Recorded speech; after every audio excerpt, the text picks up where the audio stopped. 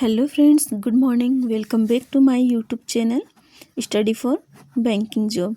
तो फ्रेंड्स, सुबह हो चुका है। मैं सुबह सुबह को उठ के आप ही लोगों के लिए IBPS PO एग्ज़ाम का सिलेबस का तैयारी कर रही हूँ ताकि आप लोग नेक्स्ट ईयर का प्रिपरेशन आसानी से कर सकें। ठीक है, तो देखिए मैं सुबह में उठ गई हूँ और सबसे पहले मैं आप ही लोग मैं फ्रेश होने के बाद, हस्बैंड को ऑफिस भेजने के बाद, अपने बेटे को स्कूल भेजने के बाद मैं आप लोग के लिए ही तैयारी कर रही हूँ ताकि आप लोगों को कोई दिक्कत ना हो पढ़ने में और आप लोग अच्छे से पढ़ाई करके जॉब हासिल कर सकें। तो जैसे मैं सुबह सुबह को उठ के आप लोगों के लिए तैयारी कर रही हूँ ना, मैं चाहूँगी कि इतना ही मेहनत आप लोग भी करें। जब तक मेहनत नहीं करेंगे तब तक कुछ भी नहीं मिलेगा। ठीक है, तो इतना मेहनत करना ज़रूरी है, तभी आप लोग को जॉब मिलेगा।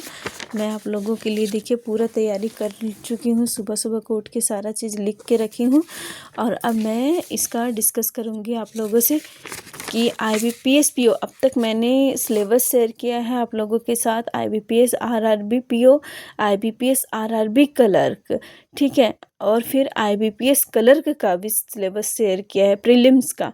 और आज मैं आप लोगों से शेयर करने जा रही हूँ IBPS PO का प्रीलिम्स एग्ज़ाम का फुल सिलेबस। देखिए पूरा सिलेबस मैं लिख चुकी हूँ और अब मैं आप लोगों के साथ इसका डिस्कस करूँगी।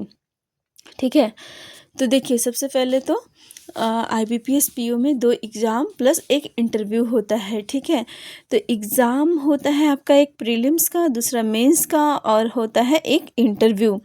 Detail information for prelims exam.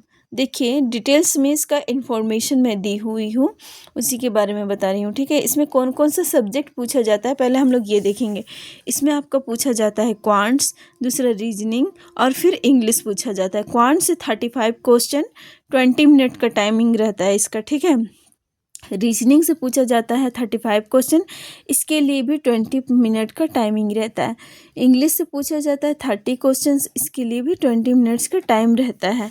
Total time हो जाता है आपका 1 आवर का, मतलब 1 घंटे का टोटल समय दिया जाता है एग्ज़ाम को ख़त्म करने के लिए। नेक्स्ट है टोटल मार्क्स। टोटल मार्क्स है 100। इसका एग्ज़ाम ऑनलाइन होता है, कंप्यूटर बेस्ड होता है। ठीक है, total number of questions, total 100 questions रहता है और 100 मार्क्स का रहता है। 1 घंटे का समय मिलता है आपको। ये तो समझ में आ गया आप लोगों को। ठीक है, कहीं भी दिक्कत होता है सिलेबस को समझने में तो आप लोग प्लीज़ मेरे को कमेंट करिएगा ताकि मैं आप लोगों को और भी डिटेल्स में और अच्छे से समझा सकूँ। ठीक है, नेक्स्ट है 0.25 नेगेटिव मार्किंग। ठीक है, आप लोगों को मैं हर वीडियो में बताती हूँ कि अगर आप 4 क्वेश्चन गलत कर रहे हैं तो वो 4 क्वेश्चन का 4 नंबर तो कटेगा ही, साथ में जो क्वेश्चन आप सही बनाए हैं उसमें से 4 क्वेश्चन का 1 नंबर काट दिया जाएगा। ठीक है, ये होता है नेगेटिव मार्किंग। नेक्स्ट है प्रीलिम्स एग्ज़ाम में क्वांट्स यानी कि मैथ में पूछे जाने वाले सवालों के टॉपिक। ठीक है, अब देखिए मैं बताती हूँ कौन कौन से टॉपिक्स में मैथ से क्वेश्चंस पूछे जाते हैं। सिंप्लीफिकेशन है, अप्रोक्सीमेशन है, नंबर सीरीज़ है, रॉन्ग नंबर सीरीज़ है, DI है। DI में आपका line graph DI, pie chart DI, tabulator DI, bar graph DI सब कुछ आता है। ठीक है, फिर है अर्थमेटिक, उसके बाद है क्वाड्रेटिक इक्वेशंस। ये सारे चैप्टर से क्वेश्चन 100% पूछे जाएंगे। आप लोग एक बार ज़रूर पढ़ के जाइएगा एग्ज़ाम में ताकि आप लोग का एग्ज़ाम अच्छा हो। नेक्स्ट है रीजनिंग। इसके बाद रीजनिंग से क्या क्या पूछा जाता है उसका भी टॉपिक हम लोग जानेंगे। इसमें पजल्स पूछा जाता है जो सर्कल बेस्ड भी हो सकता है, फ्लोर बेस्ड भी हो सकता है, बॉक्सेस वाला भी हो सकता है, बहुत तरीके का होता है। ठीक है, नेक्स्ट है सिटिंग अरेंजमेंट। सिटिंग अरेंजमेंट से क्वेश्चंस रहता है, मिसलेनियस से रहता है, इनइक्वेलिटी, सिलोजिज्म, कोडिंग डिकोडिंग और डायरेक्शन चैप्टर से भी रहता है। ठीक है, डायरेक्शन चैप्टर से भी रहता है जो मैं लिखना भूल गई थी, इससे भी क्वेश्चन रहता है। नेक्स्ट है आपका इंग्लिश। इंग्लिश में आपका पैराग्राफ पैसेज पूछा जाता है, ठीक है। मतलब पैसेज एक दिया हुआ रहेगा, उसमें से आपको कभी 5 क्वेश्चन, कभी 6 क्वेश्चन, इस तरीके का कुछ क्वेश्चंस दिया हुआ रहेगा उसके नीचे, उसको आपको सॉल्व करना है। उसके बाद है क्लोज टेस्ट। क्लोज टेस्ट भी पूछा जाता है। एरर डिटेक्शन से कुछ क्वेश्चंस रहते हैं, सेंटेंस रीअरेंजमेंट, पैराजम्बल और फिलर्स, बस इतना ही पूछा जाता है इंग्लिश से।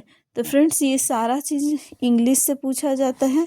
और मैं सारे सब्जेक्ट्स का सिलेबस आप लोगों से डिस्कस कर दी हूँ क्वांट्स का भी, रीजनिंग का भी, सारे टॉपिक्स भी बता दी हूँ। ये सब प्रीलिम्स एग्ज़ाम के लिए है, मेंस के लिए नहीं है। मेंस के लिए मैं एक अलग वीडियो बना के लाऊंगी। ये इंग्लिश का है।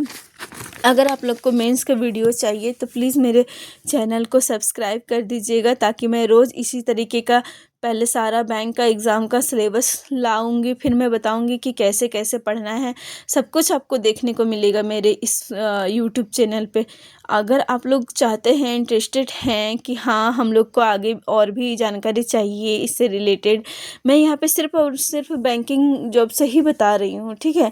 बहुत लोग क्या करते हैं, वीडियो तो बनाते हैं, वो लोग उसमें रेलवे, एसएससी सारे मतलब एग्ज़ाम्स को इंक्लूड कर देते हैं, बट मैं ऐसा नहीं कर रही हूँ। मैं इसमें सिर्फ और सिर्फ बैंकिंग एग्ज़ाम के बारे में बता रही हूँ।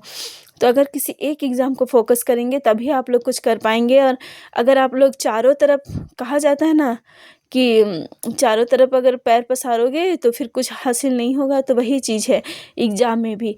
क्योंकि सबका सिलेबस बोलते हैं सब लोग कि सेम है, लेकिन थोड़ा थोड़ा कहीं ना कहीं डिफरेंट है, क्वेश्चन लेवल भी डिफरेंट है। तो इसलिए आप लोग किसी एक चीज़ को फोकस करके चलिए तो जल्दी ही जॉब हासिल होगा। नेक्स्ट वीडियो में मैं बैंकिंग जॉब से ही रिलेटेड कुछ और सिलेबस, जैसे एसबीआई का या नाबार्ड का, इस टाइप का कोई सिलेबस लेके ही आऊँगी। उसके बाद फिर मैं मेंस का स्टार्ट करूँगी सिलेबस, ठीक है। तब तक के लिए ठीक है, बाय बाय।